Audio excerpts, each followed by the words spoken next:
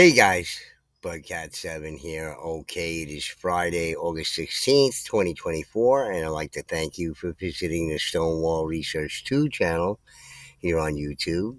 Thank you very much. I really do appreciate that.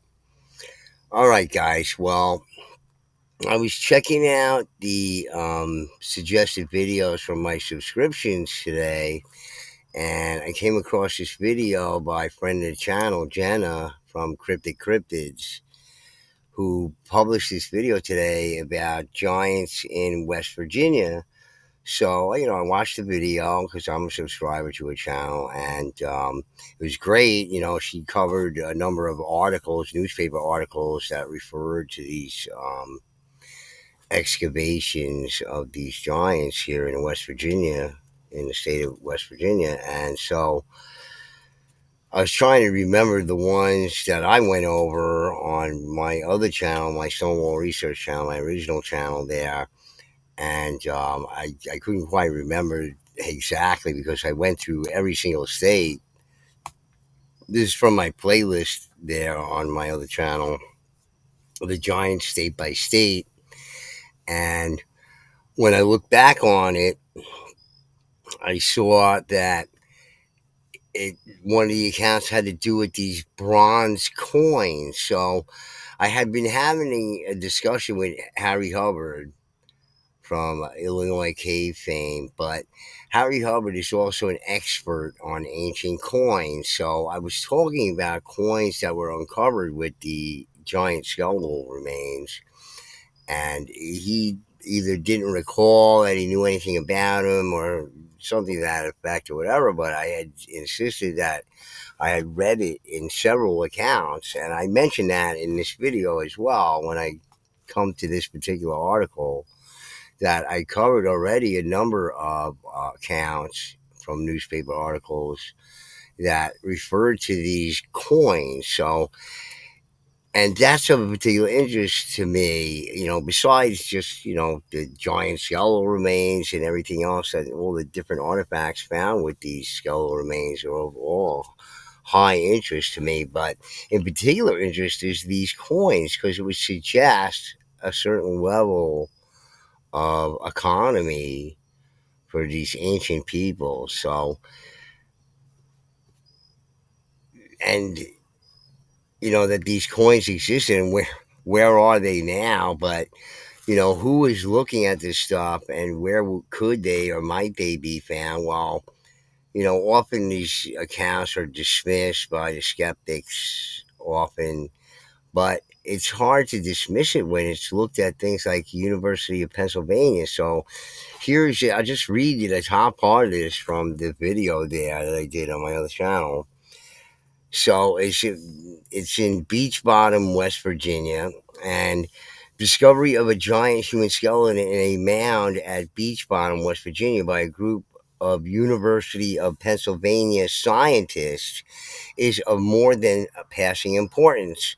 For the skeleton, besides being surrounded by jewelry and stone implements and what must have been woven coverings, was buried with copper and bronze coins having undeciphered inscriptions. So I had mentioned this to Harry Hubbard before, and he couldn't either recall whether he knew about him or didn't know about him. He said he didn't recall ever hearing about these coins or anything like that. Well, here's one of these accounts by the University of Pennsylvania, which I assume they were able to, determine that these were some kind of coins. But listen to what I say in a video if you can hear it here. But I'll just play a little bit of it. Beechbottom giant human skeleton. How my Beechbottom critical giant human thinking. skeleton. They were giants from the Philadelphia Public Ledger.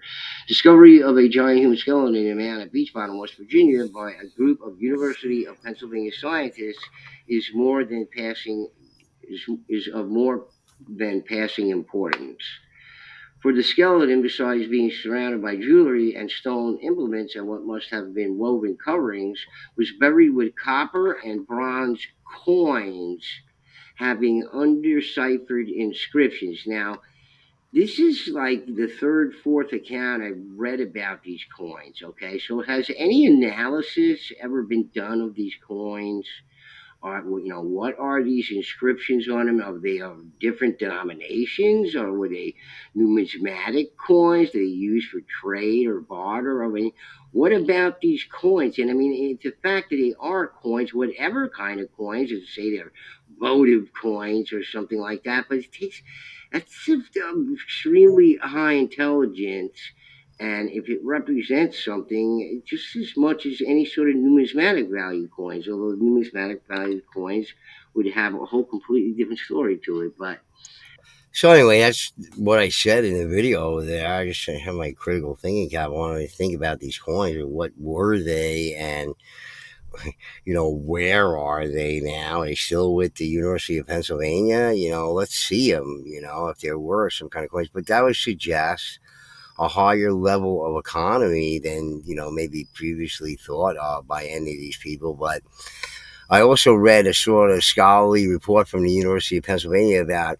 another mound that was excavated at Beechbottom there, and it's a more sort of drier, more scientific um, report from the on-site archaeologist from the University of Pennsylvania from 1930.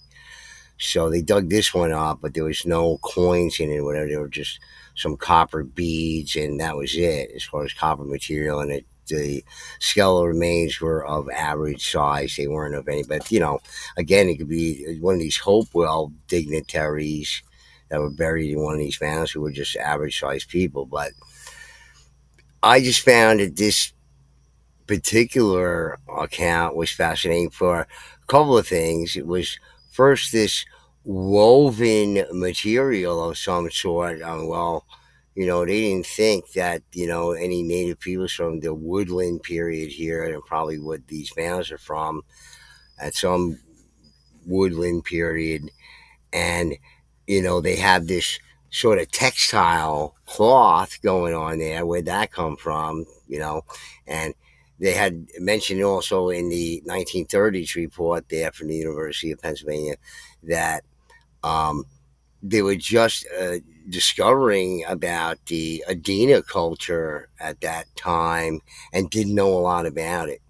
But now we know better from the University of Indiana. But and the coins, the bronze and copper coins, which would suggest some sort of monetary system in the culture there, whether it's the Hopewell, Adina Hopewell, or just the Hopewell, or whoever it may be. That would suggest a whole kind of different economy and different kind of political economy as well. This is why, I suggest a sort of internecine conflicts going on within the society. Those had wealth and who didn't have wealth. The people of taller stature being the ruling class, and I'm sure there's plenty of people who weren't happy about that. So it just this video that Jenna published here today about the Giants of West Virginia brought me back to this, and it just so happened to be one of these ones with the account with these coins in it. So I'm just fascinated by that. I wish we could see these coins and that had some sort of inscriptions on them that were undeciphered. Well, that refers to some sort of language, some sort of Adena and Hopewell language, possibly. And hey, we don't know anything about that, but maybe if we knew more about it, we could find out more about the past. So, where are these artifacts? Unfortunately, I think what happened to a lot of the copper artifacts, that's why it is so scant, many of them, even though there may be thousands, with the amount of copper that's been taken out from, let's say, the Michigan Peninsula there, and pale in comparison from the amount that was taken out with the amount of artifacts that they found. But I just think that probably because copper being a metal and a known metal, a wanted metal for use in making a brass and uh, bronze and brass and other metals, work with metals, um, that these things went the same way of the sort of gold artifacts like the conquistadors took out. So it says here, lost treasures, as the conquistadors were only interested in gold and not what shape it came in.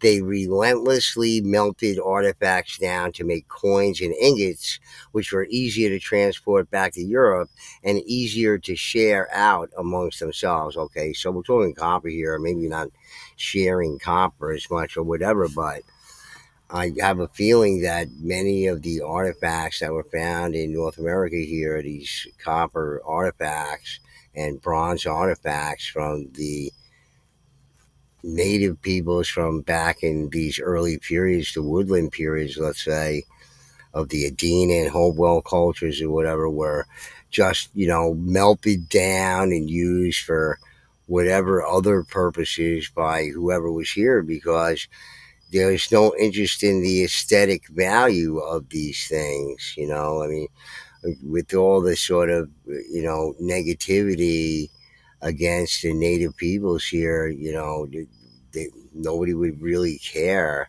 about these items. And, I mean, these things, some of these things were just beautifully made and beautifully done.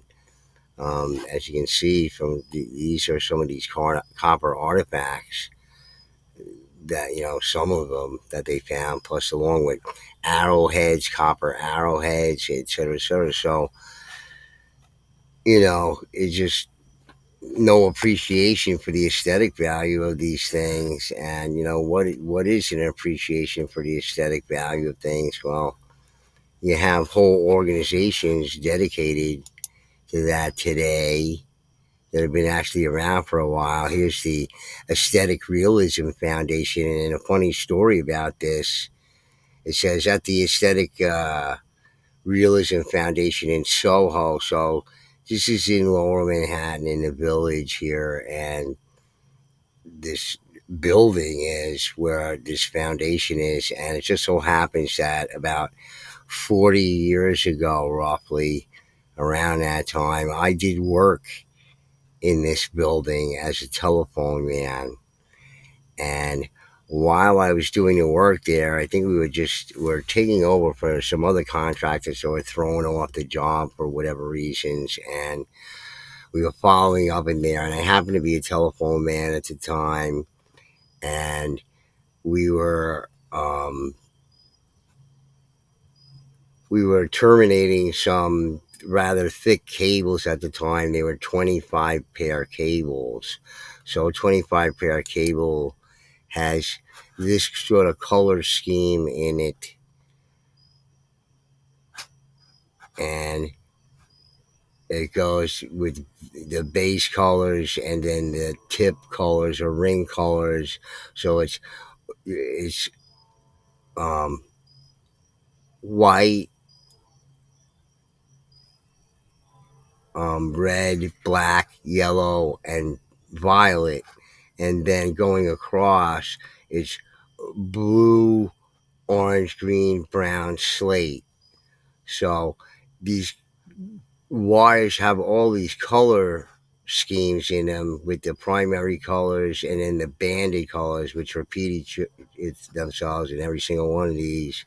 You can see they're the same colors: blue, orange, green, brown, slate, and then these are the primary colors here. So anyway, I'm terminating the wiring in there on what they call these 66 blocks.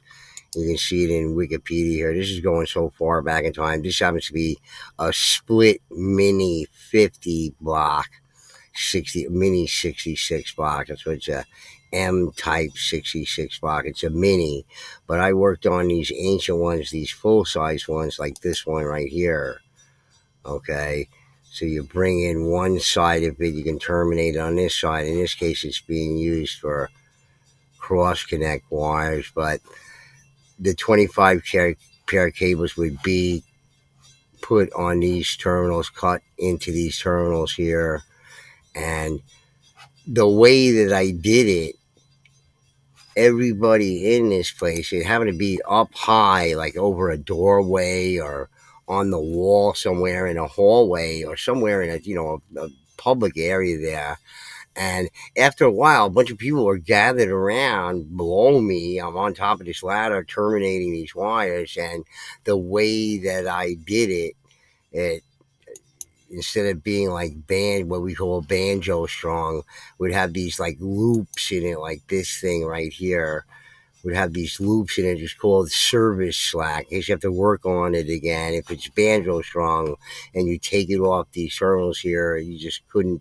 Very difficult to get them back on again if you don't have any service slack. So and the way that I did my work, all these service loops were absolutely perfect, and the way that I was wiring and everything. So anyway, people gathered around. They were looking at it. They must have been talking about it, and the way that it looked with all the colors and everything. These people are into this whole thing.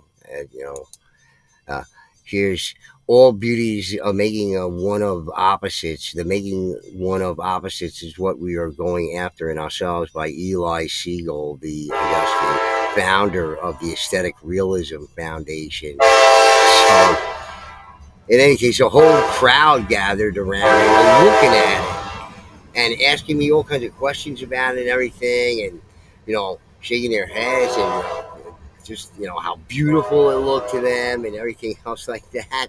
So, like, the curator of the place came down and invited me up to his office, and then he started grilling me about my tattoos. At the time I had a couple. I guess it was in my early 20s. I'm in 63 now, so it's in my early 20s. So it's like 40 years ago. So he's asking me about my tattoos. And instead of giving him some sort of you know